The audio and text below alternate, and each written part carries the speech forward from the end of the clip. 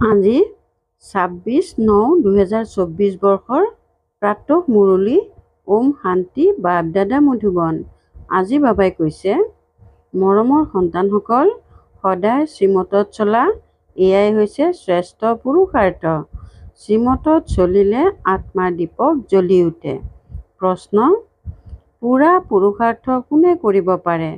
উচ্চ পুৰুষাৰ্থ কি? উত্তৰ: পুৰা পুৰুষাৰ্থ তেওঁৱেই কৰিব পাৰে যাৰ মনোযোগ বা বুদ্ধিযোগ এজনৰ লগত আছে। সকলোতকৈ উচ্চ পুৰুষাৰ্থ হৈছে পিতাৰ প্ৰতি পুৰা উৎসৰ্গিত হৈ যোৱা।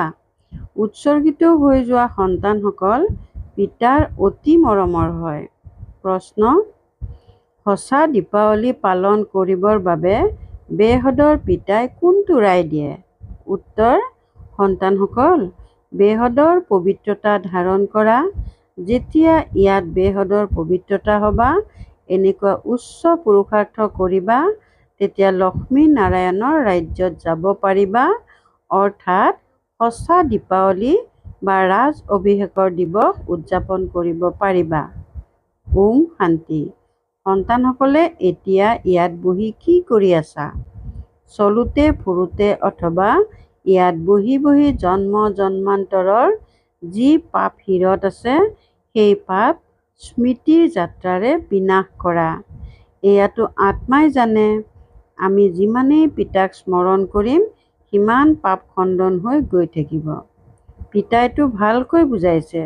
যদিও ইয়াত বহি আছা, তথাপিও যিসকল শ্ৰীমতত চলোতা হয়, তেওঁলোকৰতো পিতাৰ ৰায় ভালেই লাগিব। বেহদৰ পিতাৰ ৰায় পোৱা যায়। বেহদৰ পবিত্ৰ হ'ব লাগে। তোমালোক ইয়ালৈ আহিছা বেহদৰ পবিত্ৰ হ'বলৈ। সেয়া স্মৃতিৰ যাত্ৰাৰেই হবা। কিছুমানেতো একেবাৰেই স্মৰণ কৰিব নোৱাৰে। কিছুমানে বুজি পায়, মই স্মৃতিৰ যাত্ৰাৰে নিজৰ পাপ খণ্ডন কৰি আছো, অৰ্থাৎ নিজৰ কল্যাণ কৰি আছো। বাহিৰত থকাসকলেতো এই কথাবোৰ নাজানে। তোমালোকেহে পিতাক পালা। তোমালোক পিতাৰ লগতেই থাকা। এইটো জানিলা যে এতিয়া আমি ঈশ্বৰীয় সন্তান হৈছো। আগতে আসুৰী সন্তান আছিলো। এতিয়া আমাৰ সংগ ঈশ্বৰীয় সন্তানসকলৰ সৈতে। গায়নো আছে নহয়, সৎসংগই উদ্ধাৰ কৰে, কুসংগই ডুবায়। সন্তানসকলে বাৰে বাৰে এইটো পাহৰি যায় যে মই ঈশ্বৰীয় সন্তান, গতিকে মই ঈশ্বৰীয় মততহে চলিব লাগে। নিজৰ মতত নহয়। নিজৰ বা আনৰ মতক মনুষ্য মত বুলি কোৱা হয়। মনুষ্য মত আসুৰিকেই হয়। যিসকল সন্তানে নিজৰ কল্যাণ বিচাৰে, তেওঁলোকে শতপ্ৰধান হ'বলৈ পিতাক ভালকৈ স্মৰণ কৰি থাকে। শতপ্ৰধানৰ মহিমাও হয়।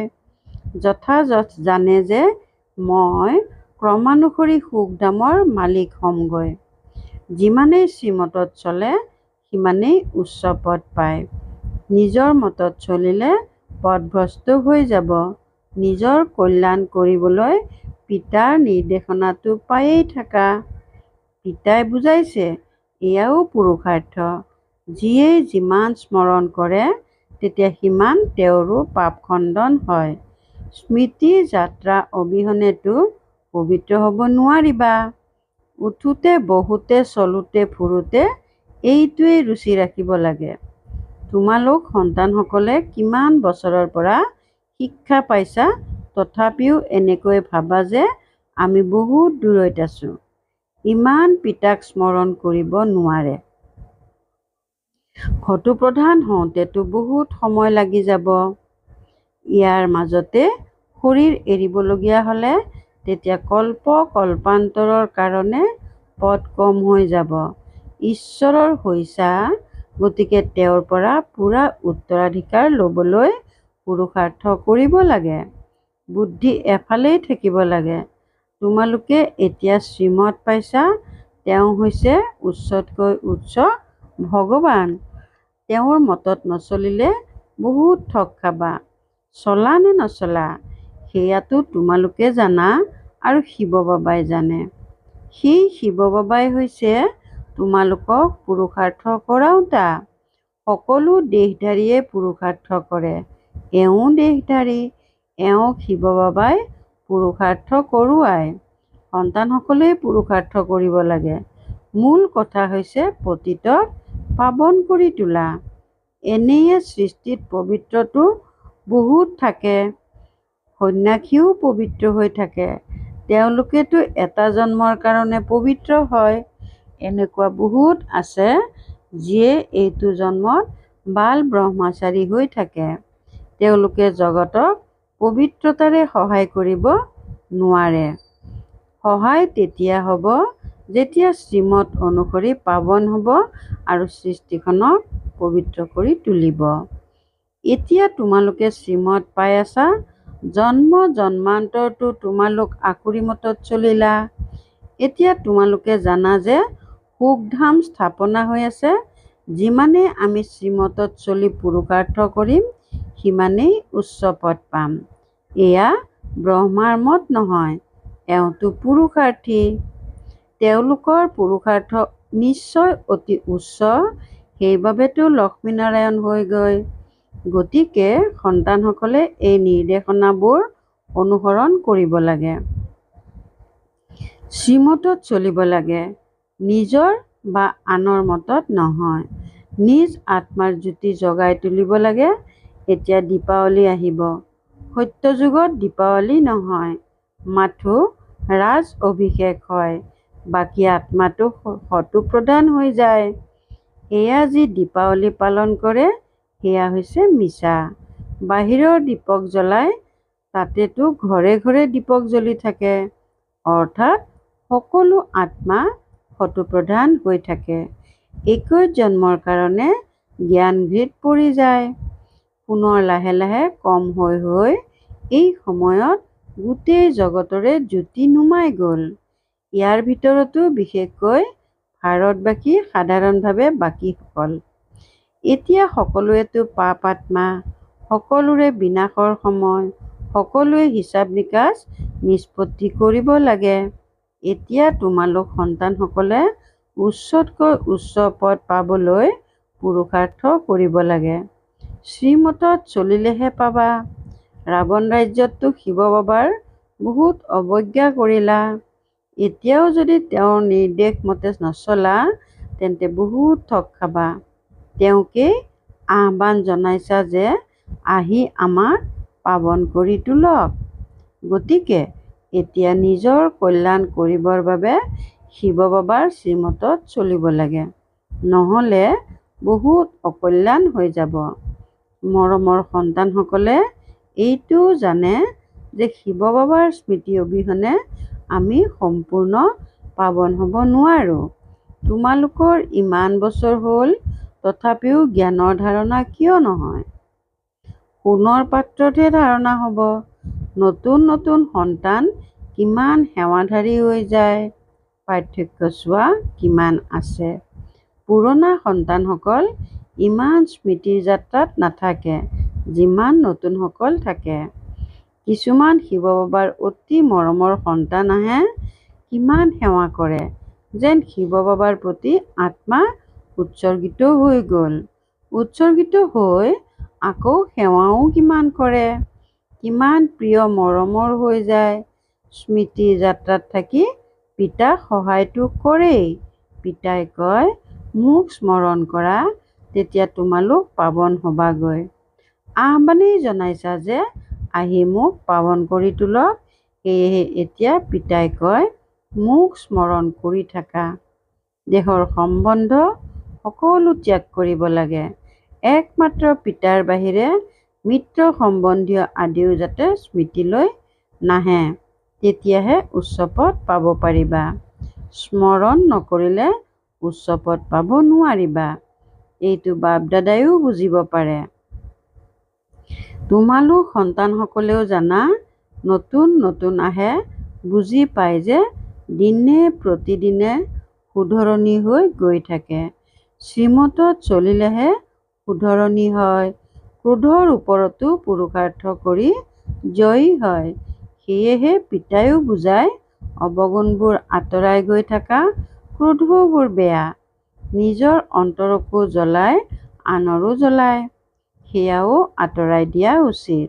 সন্তানসকলে পিতাৰ শ্ৰীমতত নচলিলে পদ কম হৈ যায়। জন্ম জন্মান্তৰৰ কল্প কল্পান্তৰৰ কাৰণে লোকচান হৈ যায়। তোমালোক সন্তানসকলে জানা যে সেয়া হৈছে পাৰ্থিৱ পঢ়া, এয়া হৈছে আত্মিক পঢ়া, যি আত্মিক পিতাই পঢ়ুৱায়। সকলো প্ৰকাৰৰ তত্ত্বাৱধানো হৈ থাকে। কোনো ভিকাৰী ইয়ালৈ অৰ্থাৎ মধুবনলৈ আহিব নোৱাৰে। বেমাৰ আজাৰ আদিতো ভিকাৰী, মিত্ৰ সম্বন্ধীয় আদি অহাটো ভাল নহয়। আমি সেইটো পচন্দ নকৰোঁ। নহ'লেতো অন্তিম সময়ত সেই মিত্ৰ সম্বন্ধীয়ই স্মৃতিলৈ আহিব। তেতিয়া তেওঁ উচ্চ পদ পাব নোৱাৰিব। পিতাইতো পুৰুষাৰ্থ কৰায়, কোনোৱেই যাতে স্মৃতিলৈ নাহে। এনেকুৱা নহয় মই অসুস্থ, সেয়েহে মিত্ৰ সম্বন্ধীয় আদি খবৰ ল'বলৈ আহক। নহয়, তেওঁলোকক মাতি পঠিওৱা এয়া নিয়ম নহয়। নিয়ম অনুসৰি চলিলেহে সদ্গতি হয়, নহ'লে অকাৰণতে নিজৰ ক্ষতি কৰা। কিন্তু তমোপ্ৰধান বুদ্ধিয়ে এয়া বুজি নাপায়। ঈশ্বৰে মত দিয়ে, তথাপি শুধৰণি নহয়। বহুত সাৱধান হৈ চলিব লাগে। এয়া হৈছে আটাইতকৈ পবিত্ৰ স্থান। পতিত তিষ্ঠি থাকিব নোৱাৰে। মিত্ৰ সম্বন্ধীয় আদি স্মৃতিত থাকিলে মৃত্যুৰ সময়ত নিশ্চয় সেয়া স্মৃতিলৈ আহিব। দেহ অভিমানত আহিলে নিজৰেই লোকচান কৰে, শাস্তিৰ নিমিত্ত হৈ যায়। শ্ৰীমতত নচলিলে বহুত দুৰ্গতি হৈ যায়, সেৱাৰ যোগ্য হ'ব নোৱাৰে। যিমানেই মগজ নখটুৱাওক, সেৱাৰ যোগ্য হ'ব নোৱাৰে। অৱজ্ঞা কৰিলে পাথৰ বুদ্ধিৰ হৈ যায়। ওপৰলৈ উঠাৰ পৰিৱৰ্তে তললৈ বাগৰি পৰে। পিতাইতো সন্তানসকলক ক'ব, আজ্ঞাকাৰী হোৱা উচিত, নহ'লে পথভ্ৰষ্ট হৈ যাব। লৌকিক পিতাৰো ৪-৫টি সন্তান থাকে, কিন্তু তেওঁলোকৰ ভিতৰত যি আজ্ঞাকাৰী সেই সন্তানটিয়েই প্ৰিয় পাত্ৰ হয়। যি আজ্ঞাকাৰী নহয় তেওঁতো দোষেই দিব। এতিয়া তোমালোকে দুয়োজন পিতাই অতি মহান পাইছা, তেওঁলোকক অৱজ্ঞা কৰিব নালাগে। অৱজ্ঞা কৰিলে জন্ম জন্মান্তৰলৈ, কল্প কল্পান্তৰলৈ বহুত কম পদবী পাবা। পুৰুষাৰ্থ এনেকৈ কৰিব লাগে যাতে অন্তিমত কেৱল শিৱ বাবাহে স্মৃতিলৈ আহে। পিতাই কয়, প্ৰত্যেকে কি পুৰুষাৰ্থ কৰে সেয়া মই জানো। কিছুমানেতো অলপ সময়হে স্মৰণ কৰে, বাকীটো নিজৰ মিত্ৰ সম্বন্ধীয় স্মৃতিলৈ আনি থাকে। তেওঁলোক ইমান আনন্দিত হৈ থাকিব নোৱাৰে, উচ্চ পদবীও পাব নোৱাৰে। তোমালোকৰতো সদায় সদ্গুৰুবাৰ, বৃহস্পতিবাৰৰ দিনা কলেজত ভৰ্তি হয়। সেয়া হৈছে পাৰ্থিৱ বিদ্যা, এয়াতো হৈছে আত্মিক বিদ্যা। তোমালোকে জানা যে শিৱ বাবা হৈছে আমাৰ পিতা, শিক্ষক, সদ্গুৰু। সেয়েহে তেওঁৰ নিৰ্দেশনা মতে চলিব লাগে, তেতিয়াহে উচ্চ পদ পাব পাৰিবা। যিসকল পুৰুষাৰ্থী তেওঁলোকৰ অন্তৰ বহুত আনন্দিত হৈ থাকে, সেয়া নুসুধিবাই। আনন্দিত হৈ থাকিলে তেতিয়া আনকো আনন্দিত কৰিবলৈ পুৰুষাৰ্থ কৰে। কন্যাসকলক চোৱা, দিনে ৰাতিয়ে কিমান পৰিশ্ৰম কৰি থাকে, কিয়নো এয়া অপূৰ্ব জ্ঞান নহয় জানো? বাপ দাদাৰ চিন্তা হয় যে অবুজন হোৱা বাবে কিছুমান সন্তানৰ কিমান ক্ষতি হয়। দেহ অভিমানত আহি ভিতৰি বহুত জ্বলি পুৰি থাকে। ক্ৰোধত মনুষ্য তামৰ দৰে ৰঙা হৈ যায়। ক্ৰোধে মনুষ্যক দগ্ধ কৰে, কামনাই কলা কৰি দিয়ে। মোহ বা লোভত ইমান দগ্ধ নহয়, ক্ৰোধত জ্বলে। ক্ৰোধৰ ভূত বহুতৰেই আছে। কিমান হাই কাজিয়া কৰে, কাজিয়াৰ দ্বাৰা নিজৰে লোকচান কৰে। নিৰাকাৰ শিৱ বাবা, সাকাৰ ব্ৰহ্মা বাবা দুয়োৰে অৱজ্ঞা কৰে। পিতাই বুজি পায় এওঁতো কুসন্তান, যত্ন কৰিলে উচ্চ পদ পাব। গতিকে নিজৰ কল্যাণৰ বাবে সকলো সম্বন্ধ পাহৰি যাব লাগে। একমাত্ৰ পিতাৰ বাহিৰে আন কাকো স্মৰণ কৰিব নালাগে। ঘৰত থাকি সম্বন্ধীয় আদিক চোৱা চিতা কৰিও শিৱ বাবাক স্মৃতিত ৰাখিব লাগে। তোমালোক সংগম যুগত আছা, এতিয়া নিজৰ নতুন ঘৰক শান্তিধামলৈ স্মৃতিলৈ আনা। এয়াতো বেহদৰ পঢ়া নহয় জানো? পিতাই শিক্ষা দিয়ে, ইয়াত সন্তানসকলৰেই লাভ হয়। কিছুমান সন্তানে নিজৰ অমাৰ্জিত চাল চলনৰ দ্বাৰা নিজৰেই ক্ষতি সাধন কৰে, পুৰুষাৰ্থ কৰে বিশ্বৰ বাদশ্বাহী ল'বৰ বাবে, কিন্তু মায়াৰূপী মেকুৰীয়ে কাণ কাটি দিয়ে। জন্ম লৈছে, কয় মই এইটো পদ পাম, কিন্তু মায়া মেকুৰীয়ে ল'ব নিদিয়ে, সেয়েহে পদভ্ৰষ্ট হৈ যায়। মায়াই বৰ জোৰেৰে প্ৰহাৰ কৰি দিয়ে। তোমালোক ইয়ালৈ আহা ৰাজ্য ল'বৰ বাবে, কিন্তু মায়াই হাইৰাণ কৰি দিয়ে।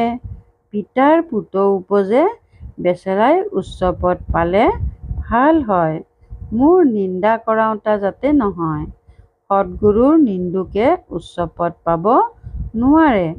কাৰ নিন্দা? শিৱ বাবাৰ। এনেকুৱা চাল চলন হ'ব নালাগে যাৰ বাবে পিতাৰ নিন্দা হয়। ইয়াত অহংকাৰৰ কথা নাই।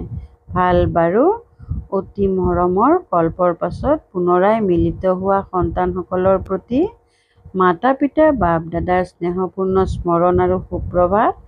আত্মিক পিতাৰ আত্মিক সন্তানসকলক নমস্কাৰ। ধাৰণাৰ বাবে মুখ্য সাৰ ১ নম্বৰ, নিজৰ কল্যাণৰ বাবে দেহৰ সকলো সম্বন্ধ পাহৰি যাব লাগে। দেহৰ সম্বন্ধৰ প্ৰতি প্ৰীতি ৰাখিব নালাগে। ঈশ্বৰৰ মততহে চলিব লাগে, নিজৰ মতত নহয়। কুসংগৰ পৰা নিজক ৰক্ষা কৰিব লাগে, ঈশ্বৰীয় সংগত থাকিব নালাগে। ২ নম্বৰ, ক্ৰোধ বৰ বেয়া, ই নিজকেই জ্বলায়। ক্ৰোধৰ বশৱৰ্তী হৈ অৱজ্ঞা কৰিব নালাগে। আনন্দিত হৈ থাকিব লাগে আৰু সকলোকে আনন্দিত কৰি তোলাৰ পুৰুষাৰ্থ কৰিব লাগে। বৰদান, স্নেহৰ প্ৰতিদানত নিজক পৰিৱৰ্তন কৰি পিতাৰ সমান হওঁতা সম্পন্ন আৰু সম্পূৰ্ণ হোৱা। স্নেহৰ প্ৰতিদানত নিজক পৰিৱৰ্তন কৰি পিতাৰ সমান হওঁতা সম্পন্ন আৰু সম্পূৰ্ণ হোৱা। স্নেহৰ চিন হৈছে তেওঁ কেতিয়াও স্নেহীৰ ক্ৰুটি চাব নোৱাৰে। স্নেহীৰ ভুলক নিজৰ ভুল বুলি ভাবিব। পিতাই যেতিয়া সন্তানসকলৰ বিষয়ে কিবা কথা শুনে, তেতিয়া ভাবে এয়া মোৰেই কথা। পিতাই সন্তানসকলক নিজৰ সমান সম্পন্ন আৰু সম্পূৰ্ণ ৰূপত চাব বিচাৰে। এই স্নেহৰ প্ৰতিদানত নিজক পৰিৱৰ্তন কৰি লোৱা ভক্তইটো শিৰচ্ছেদ কৰিলেও সাজু থাকে। তোমালোকে শৰীৰৰ শিৰচ্ছেদ কৰিব নালাগে, কিন্তু তাৰ পৰিৱৰ্তে ৰাৱণৰ শিৰচ্ছেদ কৰি দিয়া। শ্লোগান, নিজৰ আত্মিক প্ৰকম্পনৰ দ্বাৰা শক্তিশালী বায়ুমণ্ডল গঢ়ি তোলাৰ সেৱা কৰাটো সকলোতকৈ শ্ৰেষ্ঠ সেৱা।